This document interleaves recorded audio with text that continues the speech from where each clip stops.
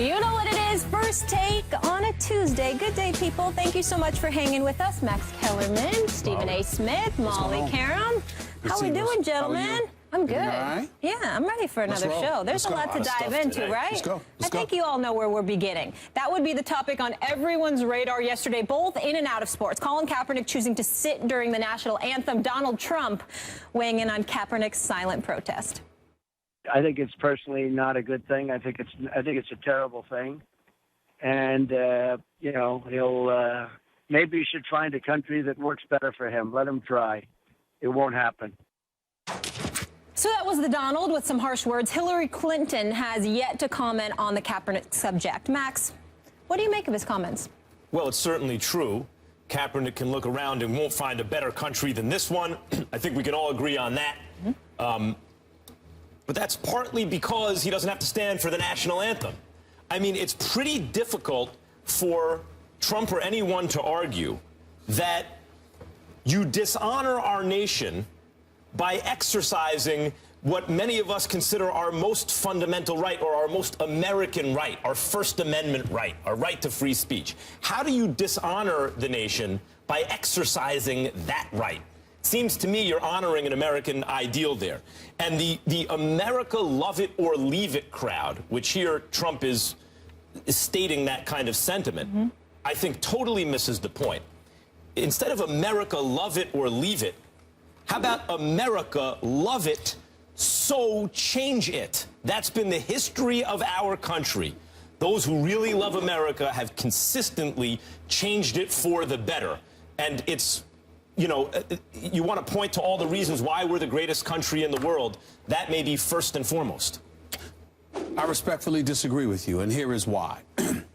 Although I'm certainly not going to co-sign the mentality that Republican presidential nominee, Mr. Donald Trump, conveyed, just like we applaud Colin Kaepernick's right to say what he said and to take the actions that he take, we have to respect the fact that there's a whole bunch of people, millions upon millions of people in this country that feel exactly the way that Donald Trump felt. I don't feel that way. You don't feel that way. But what really makes this country great is the fact that you have people who are such staunch advocates of what they perceive America to be all about, that as a result of it, this is the stance that they're taking. I mean, I don't care who you talk to. I spoke to so many people yesterday, okay? I spoke to people from the African-American community. I spoke to Mark Levin, well-noted radio conservative host, who actually I like. I think he has a great radio show. I listen to him all the time, just like I listen to Joe Madison in the morning all the time. I like both extremes because somewhere along the way, you're going to find a strong level of truth, and I respect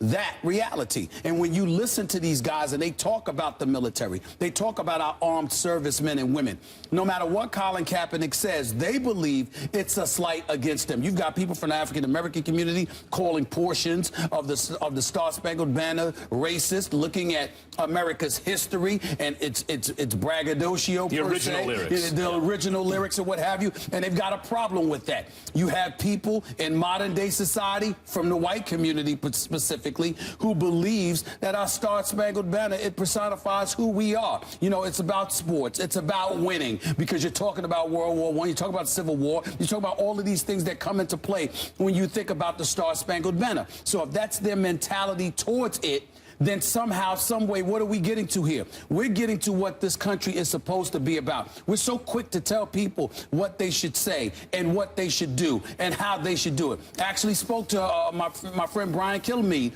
for Fox News this morning. I've known him for years. He's good friends with one of my bosses at Sirius XM. He was talking about how Colin Kaepernick should have done it this way. I'm like, who says? The epitome and the personification of a protest is forcing you to pick sides. You are either for him or against him. While we applaud what LeBron James did, while we applaud what D. Wade and CP3 and Carmelo Anthony did, and there was absolutely nothing wrong with what they did, and them being mega star athletes with the wealth that they've been able to accumulate, the fact that they were conscientious enough to put their names and their faces and their voices attached to such an issue and to be front and center, we have to respect that and applaud that. But let's not forget the fact that while we applaud what they're doing, everyone applauded what they were doing.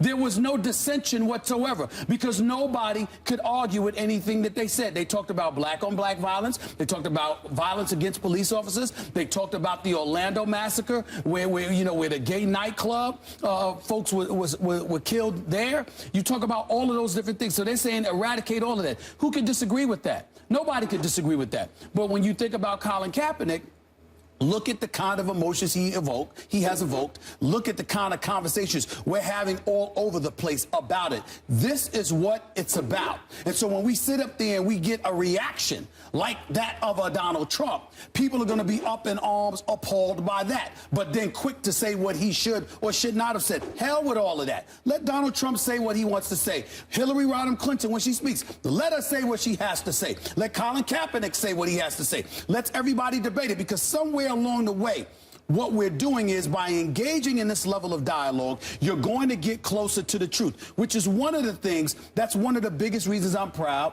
I shouldn't say proud because, again, I would not have done it. I would not have refused to stand for the national anthem.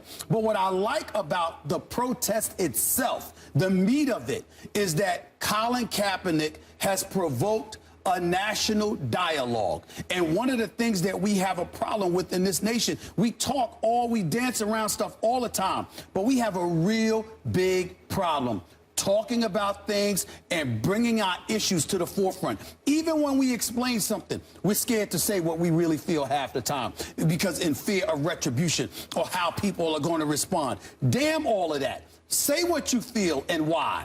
I'll say what I feel and why. And as a result, we'll find the truth somewhere along the line, or at least some kind of accord. I don't have a problem with it. I don't have a problem. I don't think anyone does with Trump or anyone else stating their opinion.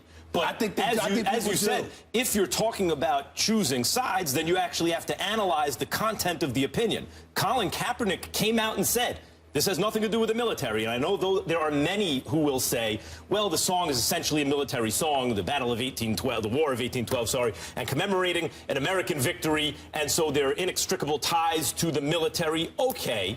But the song has also changed over time. You mentioned the original lyrics, which could be very offensive to black people or people with a conscience.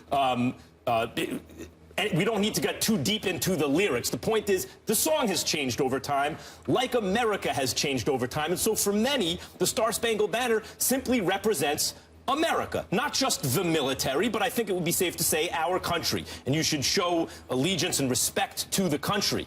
But for others, including Donald Trump, has a problem with apparently Kaepernick protesting anything about America, apparently. But for those who would say that that he's disrespecting the military specifically by not standing for the Star-Spangled Banner, when he specifically said this has nothing to do with that, I'm actually protesting police violence against people of color.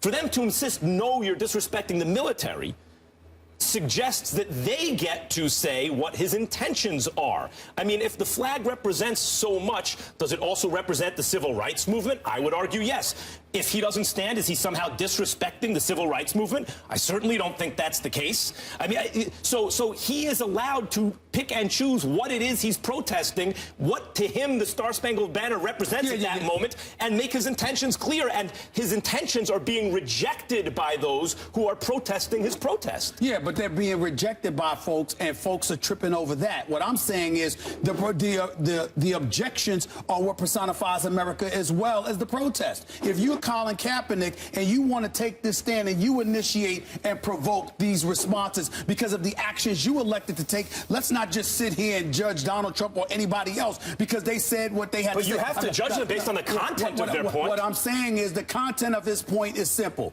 This is how I look at it. When he sat up there, when Donald Trump sat up there and said, find another place to go, find another country to go to, right? You might find that abhorrent.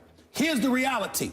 Tens of millions of people feel that way, which is why I've been telling people for weeks, shut the hell up. Everybody be quiet. Let people speak, because that's how we find out what America is all about. You want me to tell you the biggest reason why America has the problems that it has most of the time? Because we've gotten so politically correct that we're fearful of retribution, of ramifications for our words and actions. And therefore, everybody is sitting up there trying to protect themselves. We've got everybody thinking about their brand. We got everybody thinking about their money. What's going to happen down the line? We got athletes that's making tens, if not hundreds of millions of dollars that are literally scared. What the hell are you scared about? If you already have enough money to feed not just your generation, but a generation of your family members behind you, but you're still scared. That's the mentality. And so when you got somebody like Jim Brown, who shows up on the NFL Network yesterday and talked about how he supported Colin Kaepernick 100%, what did he say?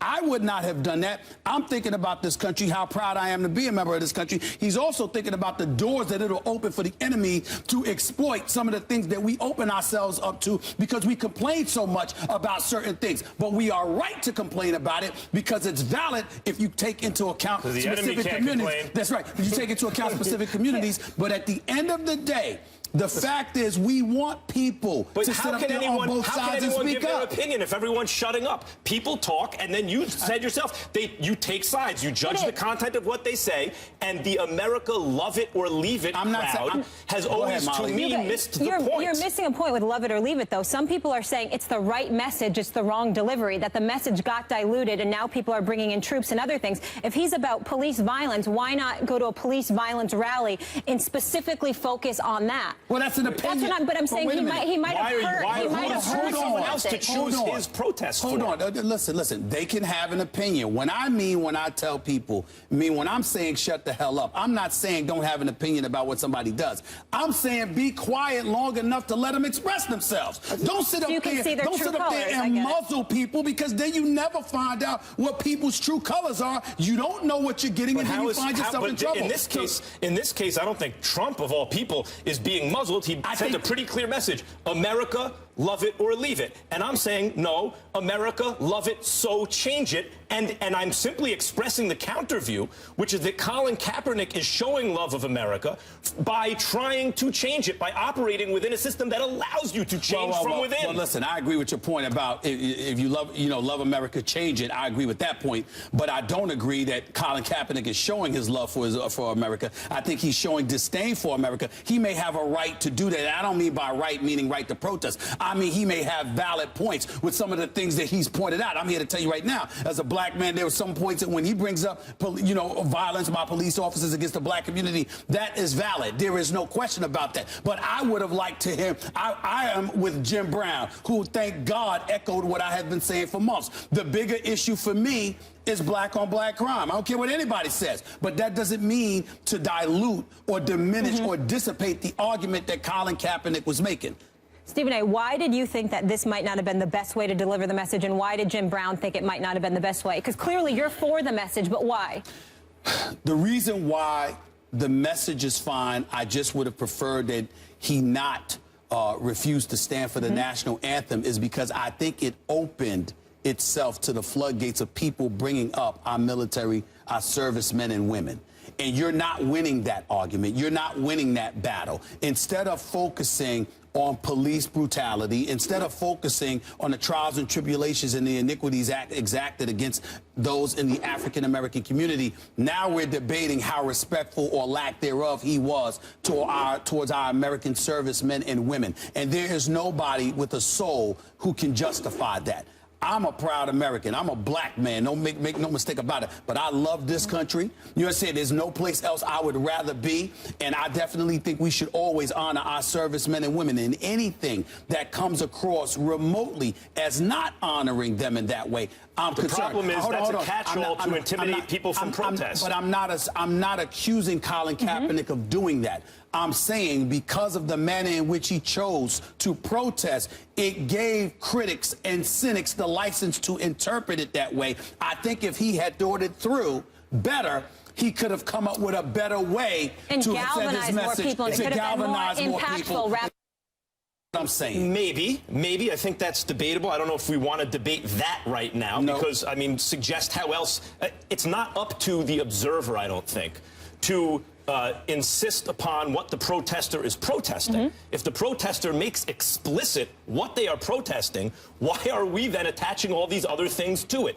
And when the military is brought up, and the Star-Spangled Banner is much more than just a hymn about a military victory by the United States now. It is our national anthem. So it represents our country, and if he wants to pick and choose what about the country he's protesting, I don't think it's our right to insist, no, in fact, you're not protesting X, you're protesting Y. He's explicit about what he's protesting. It's not right, but it's reality, and you have to take into account reality because the ramifications that await for your action, that await your actions, are something that you're going to have to deal with. And as a lot of times, we sit here and we encourage people to just act, but not think about the consequences. Sometimes, unfortunately, you have to be a bit calculated. Sometimes, unfortunately, you have to think a little bit more before you act because you want to make sure that your message is heard loud and clear in the fashion that you want it heard. Well, except that I'll tell you why that's not the case. To galvanize folks.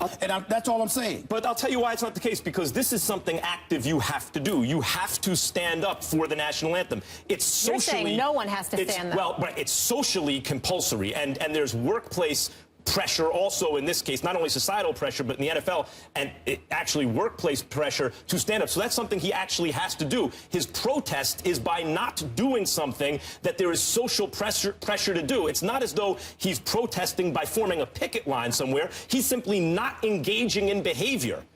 I don't. So to say that his protest is out of bounds, he said, my conscience won't allow me to stand up for this. That is an active piece of behavior he's asked to do. We discussed that yesterday, and we both agreed. We both agreed that it was perfectly within his right to do it, and people were misinterpreting his actions. What we're talking about right now is Donald Trump and ultimately his reaction. And what I'm saying to you is that just like Colin Kaepernick had the right to do what he did, even though I know you're not disputing that Donald Trump has the right to say what he said, you have millions upon millions upon millions of people who are going to feel the way that Donald Trump expressed. Millions upon millions of people's feelings are often wrong. They're you say feelings are wrong, but the premise of their feelings are wrong. The premise of their feelings, etc. All I'm trying to say is that you, as a community willing to stand up and support Colin Kaepernick, have to be prepared to deal with that kind of backlash. It's almost like it's just like being 2 or 3 steps ahead of something. You don't just find yourself, you don't throw yourself into the fire. What you have to do is be prepared to deal with some of the ramifications. We didn't see that coming. Colin Kaepernick didn't consult with anybody, according to him. He felt was right. Some could make the argument that, these questions that are going to be asked. The opening of the football season is the week of September 11th. Ultimately, our military servicemen and women are going to come into the fray. His teammates are going to have to answer these questions. They're going to be bombarded. People are going to sit up there and say, well, you have some who agree with him. There are going to be others that sit there and say, this is a tremendous distraction for other folks. Did you take that into consideration? Did you think about those things? All I'm saying is I don't have a problem with it. You don't have a problem with it. But we're not in a line of fire the way some of those other people are going to be. And that's something to take into consideration as well. There are always good reasons to not do unpopular things. That doesn't mean the unpopular thing is the wrong thing to do, or that it's not important to do it. And when Trump or anyone else essentially makes the statement, America, love it or leave it, we all agree we wouldn't rather live anywhere else. This is the greatest country in the world. Some people say otherwise. Well, I disagree. Not us, in that I case, disagree with them. The 3 of us would disagree with them, as with many others. Most other Americans, the vast majority, hopefully. And yet, one of the major reasons that's true is because we can sit here and say that, and you are not free to say that all around the world.